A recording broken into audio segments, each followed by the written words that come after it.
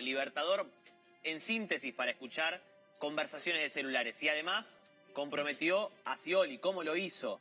Dijo que el ex gobernador tenía conocimiento de que la policía bonaerense participaba en ese entramado de escuchas y de inteligencia ilegal. Tremendo panorama para un senador de la Nación.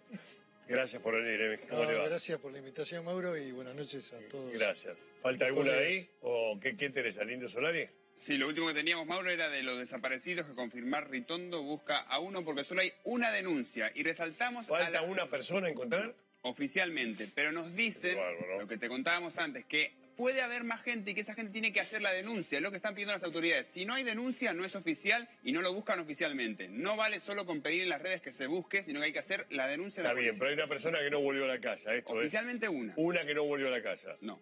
Qué bárbaro. Bueno, ¿y cómo que este panorama es para morirse, no? Usted está acostumbrado. Algunos temas para digamos, encauzar este enunciado que realmente aparece como complejo. A mí me parece que hay algunas señales sociales que son complicadas, de cierto malestar de la gente, en orden a situaciones de insatisfacción que pasan por la pérdida del poder adquisitivo del salario, por el fuerte impacto tarifario en los servicios esenciales de luz, de gas, de agua. Estamos de acuerdo. Por la presión también que realizan los estados provinciales y la propia ciudad de Buenos Aires. Para poner un tema que lo he mencionado cuando se debatió el presupuesto, la pauta de inflación, el esfuerzo del gobierno nacional de querer fijar un 17% como techo inflacionario para este año, indudablemente que no ha sido respetado por los propios estados donde está el poder central del PRO, del gobierno, que es la provincia de Buenos Aires y la ciudad de Buenos Aires, en donde el aumento de la presión tributaria en ABL, ingresos brutos, impuesto de patente, anduvo oscilando en el 39-40%. Es un país muy difícil cuando difícil de sostener, carísimo. Cuando es el propio Estado y los estados, a eso súmele en la provincia de Buenos Aires y también en el resto de las provincias, el aumento de los impuestos municipales que van en línea. Es indudable que también el Estado es el generador fundamental de la inflación, porque esto también gravita sobre el comerciante, sobre la pyme, sobre el empresario. Sobre la calidad de vida. ¿Usted esperaba esto de Macri? Del gobierno de Macri. Nadie negaba la necesidad de hacer un proceso de ordenamiento tarifario, porque indudablemente que el modelo de subsidio estaba en un nivel de agotamiento. El Estado Nacional sosteniendo, digamos, políticas ligadas al subsidio de todos los servicios básicos, indudablemente que no era sostenible indefinidamente. Lo que creíamos que iba a haber un proceso de gradualidad, digamos, y no un impacto tan fuerte en el salario. Durante el mes de enero y de febrero se disimuló el verano. Mauro, vos sabés que siempre disimula los acontecimientos que ocurren en política. Sí, hasta febrero. Marzo empieza el impacto de las clases, el gasto de las escuelas, aumento de las prepagas, aumento del jardín de infantes, aumento de las escuelas, aumento de la nafta, aumento del peaje, que fue un nivel de irracionalidad. Tremendo. Donde uno lo que visualiza es que hay una fuerte transferencia del ciudadano común que utiliza el vehículo y que además tiene necesidad de hacerlo porque muchas veces no tiene medios alternativos, a empresas que además no hacen nada, porque si hubiera una respuesta en términos de obra... No lo devuelven. Indudablemente que no, que apenas hacen jardinería. Cuando digo jardinería es si le cortan el pasto a la banquina. Entonces, ¿qué pasó? Digamos, el peronismo, en general, ¿por qué perdió las elecciones? Bueno, esa es una buena pregunta. Vos sos peronista. Bueno, ha habido un conjunto de temas para analizar ahí en el proceso electoral. En primer lugar, venimos de un ejercicio del gobierno durante 12 años. Sí. Un periodo mucho tiempo. Largo. Un periodo largo y indudablemente que en los últimos 4 tampoco creció el empleo privado, hubo una fuerte tensión sobre el sector público, aumento de empleos en el sector público, el cepo, un conjunto de medidas que me parece que no fueron positivas en una valoración de carácter económica. Y un agotamiento, indudablemente, Estoy de acuerdo de con una eso. propuesta política. Estoy de acuerdo con eso. O sea que hay ciclos Hay ciclos que aunque sean inexorablemente- buenos, regulares, mejores que otros, caducan. La gente siempre busca opciones, Novedades. alternancias, se O cansa. sea, la gente creyó en Macri, Macri iba a renovar cosas. Yo creo que hubo un proceso también de fracaso de la propia propuesta del peronismo y de que no tomamos algunas medidas que podrían haber sido positivas en términos del electorado. Por ejemplo, haber mejorado el techo de ganancias a mitad del año 2015 podría haber redundado en un resultado más favorable, teniendo en cuenta la efímera diferencia que había, un espacio de 1,5 puntos. Incluso lo que hay que decir que en la primera vuelta ganó el peronismo también. Creo que ha habido algunas cuestiones que me parece que gravitaron en la definición y en la suerte. ¿Crees que Scioli era un buen candidato? Y era en ese momento el candidato que más medía en términos, digamos... O sea, no había otro. Podría haber habido un proceso democrático. Randazzo también era una buena imagen. Bueno, hubo un problema con Randazzo, ¿no? Hubo decisiones que se tomaron en el nivel político más Equivocadas. alto del poder. No sé si fueron equivocadas, pero a lo mejor también fueron determinantes en el proceso del resultado. Bueno, Tal vez también Scioli tendría que haber marcado algunas cuestiones ligadas más a la autonomía de la toma de decisión. Creo que la sociedad miró eso y después en el balotaje hizo una opción. dijo no se despegó, es lo mismo que antes. Eso es lo que vos Es crees. uno de los factores que pudo haber definido también el proceso del balotaje. ¿El gobierno de Néstor fue mejor? Hay que analizar que Macri sacó el 24% en la primera. Sí, me acuerdo, perfecto. ¿El gobierno de Néstor para vos fue mejor que el de Cristina? El gobierno de Néstor fue un gran gobierno y Néstor Kirchner tenía claro algunos ejes de la economía que eran el del superávit fiscal primario, que no se podía gastar más de lo que tenía como ingreso del Estado. Tuvo un dólar competitivo porque venía de la devaluación de Remmel-Lenikov y del periodo anterior de Duhalde, que le permitió indudablemente una plusvalía a su gobierno en materia económica. Y después también hay que decir que hubo factores exógenos en términos del crecimiento del valor de nuestra producción primaria que fueron altamente positivos para la economía argentina. Y ha habido un esfuerzo importante de Kirchner por proceder también a cambios en orden a la generación de empleo en la industria nacional, algo que este gobierno no está cuidando con la preocupación que debería hacerlo. Hoy hay un artículo muy bueno de Ismael Bermúdez en el diario Clarín, que hace un análisis del crecimiento de los productos de consumo en materia de importación. Sí. Digamos, las importaciones crecieron no en producción para la industria, no en infraestructura industrial, sino en productos de consumo masivo, en industrias muy sensibles como es la indumentaria, como es el zapato, como es el Eso lastima la economía. Y eso implica pérdida de empleo argentino. Sabés que los liberales economistas dicen que yo te decía, dicen que no, dicen que eso no toca, eso ni lo- modifica. Eso lo hemos vivido Los antes economistas también. lo hemos vivido antes. Sí. La caída de la convertibilidad, la época de Martínez de Hoz, ese ejemplo de la silla importada. Sí, eso lo claro, hemos vivido, eso también lo hemos vivido. lo hemos vivido. Los gobiernos, viste que se ponen, los gobernantes, se ponen paranoicos. Hoy Macri ayer está diciendo ya que lo quieren voltear, Cristina era cada 2 minutos querían voltear, Néstor empezó que los medios lo querían voltear, Menem alguna vez se... Yo desestimo absolutamente. Además hay un conjunto digamos, mayoritario en el peronismo, que es el principal partido de la oposición, de sostener la gobernabilidad como lo hemos demostrado el año pasado. Pero está en peligro esa Yo no la gobernabilidad. veo para nada en peligro. Lo que creo sí que hay algunas cuestiones que están en el centro del debate. Yo creo que este año, en el marco de este proceso electoral que se viene para octubre, el debate va a ser fundamentalmente económico. De las cuestiones que tienen que ver con la realidad de la gente, con la Claro. vida cotidiana de la gente. Siempre es así, ahora peor.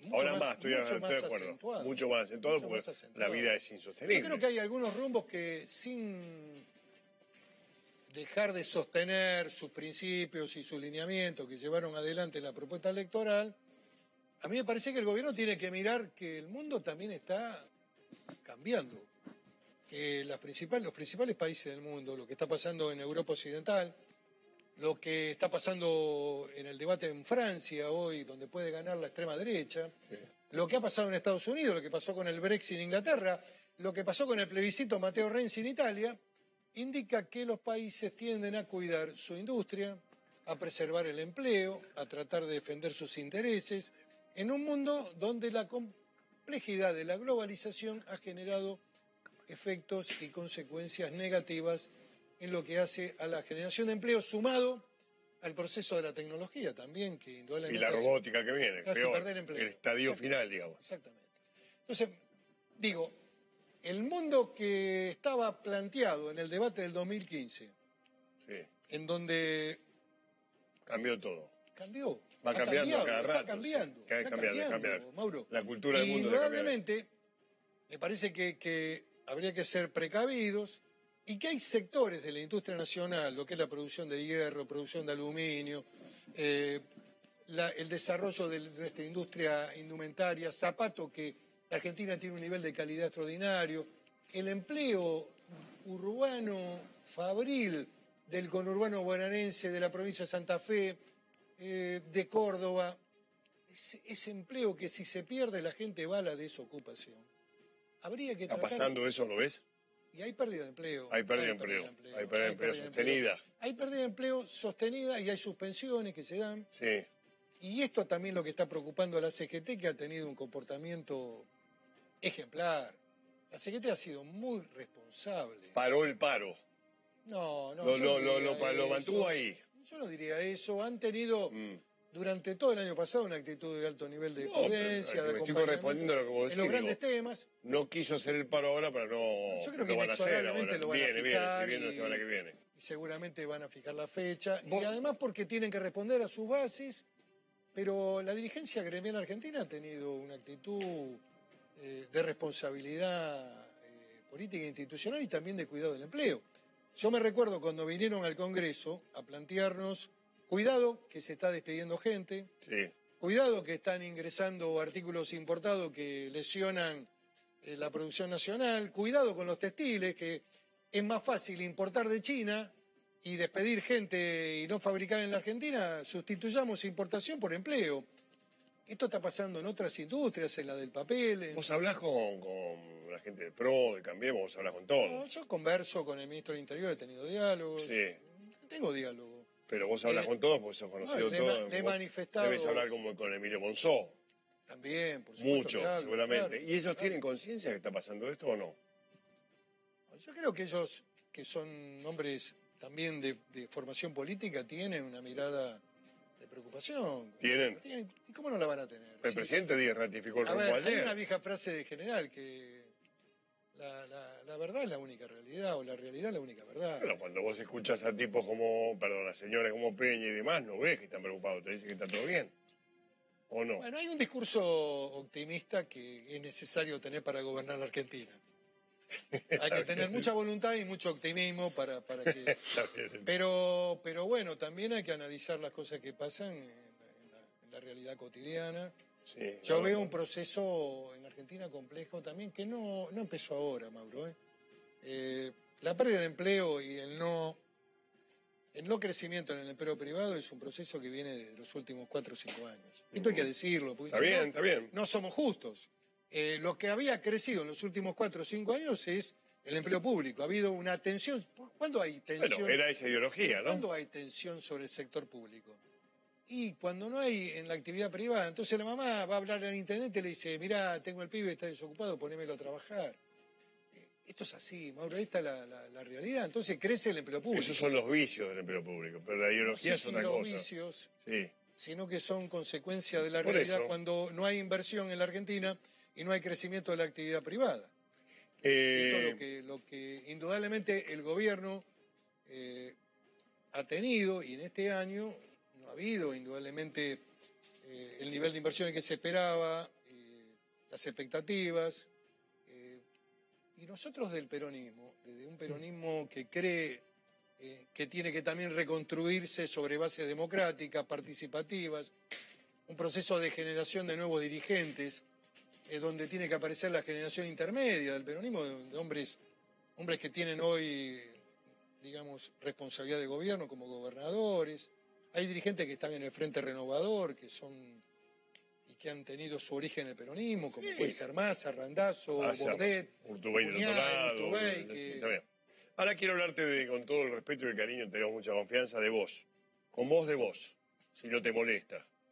Te me mira con cara. Bueno, y no es fácil hablar de uno, pero bueno. No, son preguntas, ¿no? Adelante, yo no voy a hablar. ¿Cómo no? Vos sabés mejor que vos, que yo lo que yo te puedo preguntar, pero digamos, hasta donde yo te conocí, vos no eras un hombre xenofóbico ni xenófobo. De ninguna manera. Ni lo soy tampoco. ¿Y qué pasó cuando hablaste de los peruanos? No, lo hice en referencia a un tema... A los delincuentes peruanos. Pero sonó de otra manera, ¿no? Bueno, sonó como sonó, pero la realidad también se impone. Cuando se analiza el impacto que tienen algunos carteles y algunas bandas en la estructura de formación de esas bandas, con digamos, conducción y liderazgo y toma de las villas más importantes de la Argentina, bueno, esos datos de la realidad en cierta medida me dan la razón, como también el rol de bandas en la Mesopotamia que vienen del Paraguay, yo no digo que todos los paraguayos son traficantes de marihuana, sí, ya sé. Pero la estructura de las bandas, y especialmente la que tiene hoy, digamos, detonación en el público, con el intendente de Itatí, tienen su conexión con Paraguay, que es el proveedor de la marihuana. ¿Hablas de Paraguay y Perú?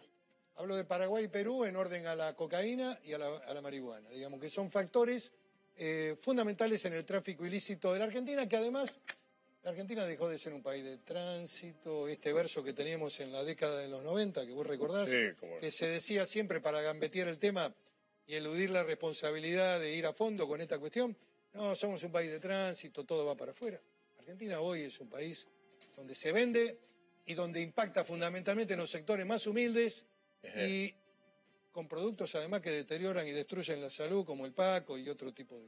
Hoy tenemos 13 o 14 millones de pobres. Que alguien me decía afuera, bueno, la mitad de los pobres son peruanos, paraguayos, extranjeros. Argentina ha recibido migración porque siempre es un país... Migración pobre. Ha recibido migración pobre y de sectores medios y indudablemente que es lógico que venga migración pobre a la Argentina. A buscar mejor trabajo. Porque la Argentina siempre ha tenido un nivel de calidad, de posibilidades de acceso al estudio, a la universidad, a los hospitales públicos, que no tienen los países que nos rodean. Esto es... Por lo menos que no tenían, ahora no sé. No lo tienen tampoco. Cuando vos analizás... Ni Chile, nada. No, bueno, cuando vos analizás el sistema universitario en Chile es pago. Cuando analizás el sistema de salud y si vos sos argentino y te pasa algo en Chile, mejor que lleves la tarjeta de alguna obra social o prepaga porque no te atienden. Sí. Y eso pasa también en algunos otros países vecinos donde no te atienden, donde te exigen y tienen un nivel de control muy fuerte sobre lo que son sus propios intereses. Pero bueno, Argentina ha tenido esta distinción en Latinoamérica, de ser un país con una visión humanista que ha recibido a todos con los brazos abiertos. Sí. ¿Cuál es mi planteo? Para repetirlo acá y también... Y terminarlo. No sé si terminarlo. Terminarlo, no. Debe ser molesto. No me interesa terminarlo. Bueno. Fíjate que no me interesa terminarlo, porque este es un debate que hay que dar en la Argentina, hay que darlo en los medios de comunicación, hay que darlo en los espacios del Parlamento, donde hay que cuidar a la Argentina para que no ingresen delincuentes peligrosos que vengan a delinquir en nuestro país y que Argentina no se convierta en un santuario de la delincuencia. A ver, si viene un hombre con antecedentes penales de ser un narcotraficante, ¿por qué le vamos a permitir el ingreso alegre a la Argentina? De ninguna manera. Y si un extranjero comete delitos importantes en la Argentina, luego de cumplida la parte correspondiente de la condena, que son generalmente 2/3, aun cuando a la mitad de la condena pueden pedir lo que se llama el extrañamiento, quiere decir que se pueden ir a vivir a su país de origen. Nos devolvemos. Caso Vitete Celianes, que vos conocés muy bien. La mitad de la condena cumplió Vitete y después se fue a Montevideo. No solamente. Bueno, acá hay casos de peruanos. Hace poco un peruano narcotraficante cometió delitos. En el 2014 le dimos el extrañamiento, se fue a Perú.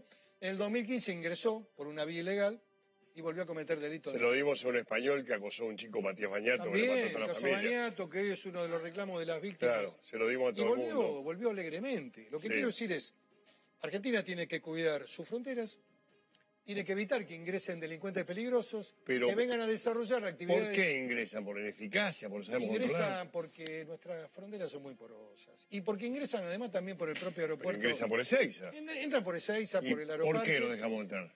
A los delincuentes. Porque la estructura de migraciones, Mauro, tampoco es, digamos, responsabilidad exclusiva de este gobierno. Es una estructura que ha venido degradándose, donde no hay tecnología, donde no hay intercambio de información con los países limítrofes, con los servicios de inteligencia de esos países, con la fuerza de seguridad. Para decir, cuidado, un sujeto peligroso nuestro, sea de la nacionalidad que sea, va a ir a la Argentina, entonces ahí lo parás y no lo dejás entrar. Esto lo hace cualquier país, lo hace Bolivia, lo hace Paraguay, Cualquiera. lo hace Brasil, lo hace Colombia. Para entrar a otro país te tenés que bajar los pantalones, en el buen sentido. Además, no tienen por qué aceptar sujetos que vienen a cometer delitos en Argentina. Sí, no sé por qué pasó eso. ¿Cuál es el principio constitucional nuestro? A todos los hombres de buena voluntad que quieran venir a vivir en el suelo. Pero vos decís que no los controlamos en el afán de tener una patria grande, esa cosa. Creo que ha habido... ineficacia. Ha habido controles muy flexibles. O sea, bueno, tienen que entrar todos. Bueno, ¿qué? Una visión, digamos, abierta, como tuvo siempre la Argentina, pero me parece que el mundo es un mundo más complejo. ¿Cuándo empezó a haber tanta droga en la Argentina? ¿En qué año?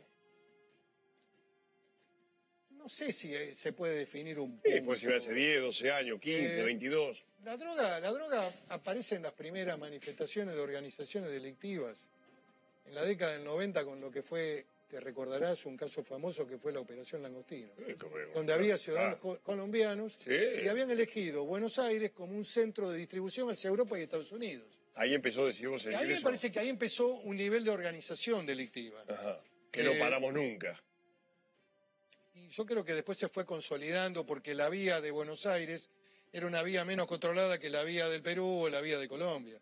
Indudablemente que estos elementos se fueron analizados por carteles. Han aparecido personajes importantes en la Argentina, como el caso del colombiano Herdenborg, que ha sido deportado a Estados Unidos, como el caso de Misangri, que también ha sido deportado. Esos son los casos más paradigmáticos. Seguramente deben estar viviendo en la Argentina algunos personajes tan importantes o del mismo nivel en barrios importantes de la Argentina. Que ya no sabemos ni quiénes son. Y haciendo inversiones en la Argentina. Bueno, este tema no puede continuar. Porque además ya no somos un eje de distribución solamente, aunque lo seguimos siendo. Incluso en algunos productos naturales del suelo, como son la fruta, el langostino, cosas que se mandaban y que eran detectados en los lugares donde se iba a ingresar la droga. Hoy en la Argentina hay un alto nivel de consumición también y que se denota también en el comportamiento social, Mauro. Sí. Cuando analizamos Olavarría, además de la decadencia, sí, el desastre, el alcohol y además de la marginación del alcoholismo, sí. La Argentina está que también cruzada. hay una gran mayoría de jóvenes que fueron a ver el espectáculo musical pero también hay componentes sociales muy complicados. Cuando fueron a romper la boletería de los micros al otro día, bueno, cuidado. O cuando hay componentes de violencia en manifestaciones, digamos, hay síntomas también culturales de decadencia muy fuertes, en donde también la droga es un factor que alimenta todo eso. Y lo tenemos que analizar desde ese aspecto. Preguntas de tipo personal políticas. Hoy se presentan Vidal y Jorge Macri y Carrió en la provincia y Cristina Scioli. ¿A quién apoyás? Son jodidas mis preguntas, los amigos. Tus preguntas son siempre difíciles, siempre son de amigos. Pero adivino qué vas a decir. Yo quiero un proceso alternativo, digamos. ¿No apoyás a Cristina Scioli? No voto en la provincia, primero principal, sigo votando en Río Negro. Mirá cómo zafaste de eso. Un apoyo figurativo. Pero te digo lo que pienso en orden al peronismo, sin que esto signifique descalificar a la expresidenta. Porque yo nunca hablé mal de ningún expresidente. Jamás me habrás escuchado a mí hablar mal de Carlos Menem. Nunca. Ni de Eduardo Duhalde, ni tampoco voy a hablar mal de la expresidenta. De Cobos tenés que hablar mal, me parece. No, eso tampoco. Es el peor momento de la historia. Tengo una relación respetuosa. No, pero quiero decir esa cara de tu imagen ahí. Bueno, era la cara que podía poner en ese angustiado, momento. Un momento muy dramático también. ¿Te provocó angustia en ese momento? ¿Era cara de angustia? Mucha tensión. ¿Cuando te agarrabas la cabeza era angustia o tensión? Sí, angustia. ¿Vos ya sabías que iba a decidir eso? Yo sabía. ¿Te lo había dicho él? No, me lo había mandado decir por otro senador, que era de mi provincia, el senador Verani, sí. que ya falleció, que era un hombre Sí. también a que yo respetaba. Y vos decías, no lo digas, no lo hagas, no lo hagas. No. ¿Tuviste esperanza hasta el último segundo? Yo había también informado al Sí, imagino. Pero tu cara parecía que era que se caía el mundo abajo. Quizás fue una sesión muy larga. En ningún momento lo agravié ni lo insulté. No, la cara, estoy diciendo. Bueno, la cara era, refleja, no lo hagas, no lo hagas, no lo hagas, no lo La cara hagas. siempre refleja el estado de ánimo. Sí. También tenía una visión crítica respecto a la concertación. Yo creo que fue un error de Néstor Kirchner haber armado la concertación. Yo creo que ganábamos solo con el peronismo en ese momento. No hacía falta un vicepresidente radical. Pero esto es historia, Mauro. Este es un tema que si querés algún día lo hablamos más largo. No te vi después de esa cara y me quedé, como te conozco, esa cara me quedó muy impresionada. Digo, ¿qué pensará Miguel con todo esto? Ahora vos me decís que sabías y que... No, yo sabía cuál era la posición del vicepresidente, que él quería un acuerdo y hacer un cuarto intermedio. Pero yo tenía instrucciones del gobierno de avanzar y de que se votara. La decisión de la presidenta en ese momento fue que cada uno asumiera su responsabilidad frente al debate y votara con la libertad que tenía que votar y que, bueno, el resultado iba a ser el resultado. Sí, fue un desparramo. También era consciente de que no se podía parar esa votación. Hay que recordar la gente que estaba en Palermo, en la zona de los lagos, y lo que estaba frente al Congreso. Carrió con la gente de Palermo. Sí, había mucha gente esa noche, una noche muy especial, hubo mucha gente en la calle. Entonces, ¿con Cristina estás bien? No, hace mucho que no hablo con ella. ¿Ella te dijo traidor? No, yo no me considero eso. ¿Pero ella te dijo eso? ¿Te duele? No.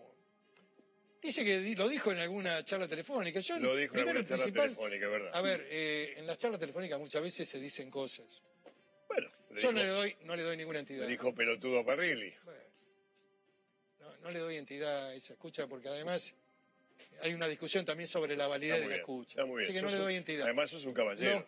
Lo que quiero decirte, Mauro, que de cara al futuro, yo creo que el peronismo tiene que renovarse, tiene que entrar a jugar una generación nueva que plantee una reconciliación también con la sociedad democrática. El peronismo tiene que ser un partido del sistema democrático. Tiene que ocupar un rol hoy de oposición. Por eso nada está en riesgo desde el punto de vista institucional. El peronismo ha funcionado mayoritariamente en las cámaras, acompañando los grandes temas y planteando también sus disidencias. Y lo hemos hecho, creo, responsablemente. Y este gobierno tiene que terminar su mandato y ponerse a consideración dentro de 3 años, 4 años, cuando votemos en el 2019. ¿Contra qué rival peronista? Yo espero un peronismo de cambio. Lo que me dijiste, Urtubey y más. Nuevas, surgirá de un proceso que tiene que ser democrático. La última gran experiencia democrática del peronismo fue la de Carlos Menem y Cafiero. Ah, bueno, está bien. Fue muy buena. Bueno, la gente no se acuerda de la interna y todo. Fue en el año 88.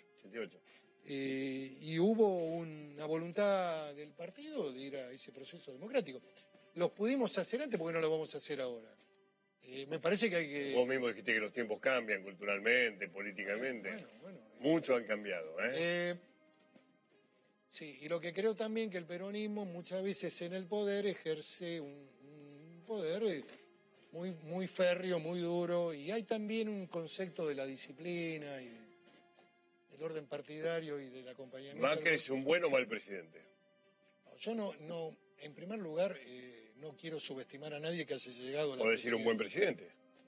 No, yo creo que el gobierno ha tenido en un balance luces y sombras. Ha habido algunas medidas que han sido correctas, la salida del default, la salida del cepo, la política del blanqueo me parece que fue positiva, el pago a los jubilados. Menos el decreto. Bueno, ha habido algunas cuestiones, bueno, no lo compartimos, podríamos haber dado ese debate en el Congreso. Sí. Que es el lugar donde podríamos haber discutido si los familiares entraban o no entraban. Yo tenía una visión más amplia. ¿Cuál era? De que entraran todos. Y después el control lo hace la FIP. ¿De dónde sacaste? Franco Macri. ¿De dónde sacaste la plata? Si la plata tiene... Claro, le sacó la plata. No, bueno, si tiene un marco de legalidad la plata... Sí. Y tiene un... Negocio. Bueno, y si lo acredita y no es producto de los ilícitos, ¿por qué no lo puede blanquear? ¿Y para qué quería un decreto? porque la ley que se votó en el Congreso no habilitaba... ¿Por qué queremos una ley y un decreto? No habilitaba a los familiares. Esa fue la voluntad del Congreso. ¿Para qué queremos plus? Porque yo digo que si el gobierno quería discutir la ley, ingresaran los familiares... Lo hubiéramos discutido por ley. Lo hubiéramos discutido en el marco del Congreso. Está muy bien. ¿Alguien quiere hacer la última? Se quedó con las ganas, Sí, pues es un buen entrevistado. A ver, digo, si la elección de octubre va a ser plebiscitaria de la gestión del gobierno nacional. La elección de octubre va a ser fuertemente un debate económico, donde los factores de corrupción y toda esta cuestión que se ha debatido en el 2015 van a tener menos relevancia. Cuando uno analiza hoy algunas encuestas bien trabajadas, por supuesto, porque hay algunas que son dirigidas. Sí, algunas son que siempre, a gusto de quien la paga. Absolutamente. Y en la Argentina, digamos, el esquema de los encuestadores está también en fuerte discusión. Sí. Pero aparece como primer factor, el factor más importante, la inseguridad. El segundo factor es la inflación. Lo que hablábamos recién con Mauro al principio. La presión de medida desde el punto de vista impositivo, que además gravita en los sectores del comercio, de la industria, de las pymes, y sobre el ciudadano común, que tiene que soportar, y especialmente la clase media, que lo ha votado este gobierno. Que es la que más pone. Y la desocupación también. Gobierno. Mayoritariamente la clase media apostó en la Argentina un proceso de cambio. Que además la clase media es la que cambia el voto. A veces vota uno, a veces vota otro. Y es la que más ha sufrido el impacto de... Y si el gobierno sigue con la tendencia de aumentos... Ahora vi que querían aumentar el agua de nuevo el 23%. 23% en mayo, confirmado. Con el agua, que es un derecho humano inalienable. Y bueno, hay un factor acá. Hay sectores que no pagan nada y que no se la van a cortar. Y hay otros que tienen responsabilidad, y en este sentido fuertemente incluyo al sector medio al que pertenezco, que lógicamente siempre nos preocupa ir a pagar y que finalmente es el que termina pagando todo. Y no ha habido, me parece, políticas para la clase media. Y hay un tercer factor que aparece en las encuestas, muy fuertemente, Mauro, que es el miedo a perder el empleo. Vamos, eso es tremendo. Y el cuarto tema ahí aparece... Incertidumbre. Incertidumbre. El cuarto tema aparece la corrupción, que es un factor que también es de debate, de discusión. Importa menos que eso. Pero hoy importan necesidades más primarias. Primaria. Si llego a fin de mes...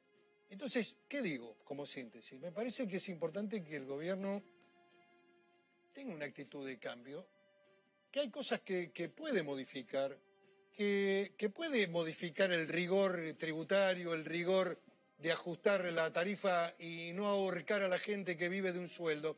Y además también tiene que ser responsable, porque vos mencionaste el paro docente. Bueno, a ver, si las cosas han aumentado en términos de 40, 50%, se puede sostener que los sectores laborales aumenten un 17, un 18. Es poco lógico.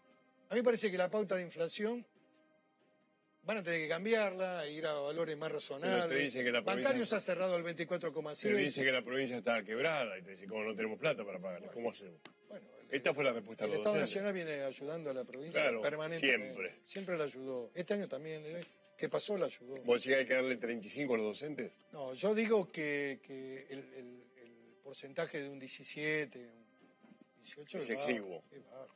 O sea, vos decís que entre el 17 y el 35 hay que negociar algo mejor. Me parece que sí, que hay que buscar un acuerdo que permita iniciar las clases y que permita también mejorar la vida de los docentes de manera más razonable. Un docente recién inicial puede ganar 9, 10 mil pesos. 10 mil pesos, porque la de todos, te decía, la calidad de vida de la gente. A ver, no quiero actuar con demagogia. Lo que digo es, si el Estado ha aumentado impuestos al 40%, ha aumentado peaje al 70, al 80 o al 100, si ha aumentado la luz al 40, al 50 este año, el año pasado también... Bueno, ¿por qué aumentan los salarios al 17? No es racional que los sectores del trabajo tengan que cerrar pautas salariales. Quizás ese sea el plan económico. Bueno, sí. Quizás el plan económico es que la tarifa sea más grande y los sueldos sean más chicos. Bueno, va a haber un nivel de conflictividad. Bueno, hay. Lo hay y va a haber un nivel de conflictividad social. Esto es lo que no quiere decir que se pone en riesgo el sistema institucional, pero vamos a tener que transitar con reclamos que son legítimos. No hablemos más de eso. Conflictividad, seguro. ¿Estuviste cómodo? No, muy tranquilo. Ha sido un gusto volver a verte. Gracias. Y y sabes que te aprecio mucho y te Igualmente, valoro mucho. igualmente. Gracias, anda tranquilo. Gracias, Miguel. Gracias, Mauro. Gracias por venir, muy amable. El senador Miguel Pichardo. Si querés saludarlo, saluda a Lucio de Huracán. ¿Cómo no ves? Es de Huracán. De Huracán. Adiós. Tranquila. Caballero. Bueno, Mándale un abrazo. aprovechamos y te saluda para pedirle a Cacho Paleta que nos cubre todo ante este momento.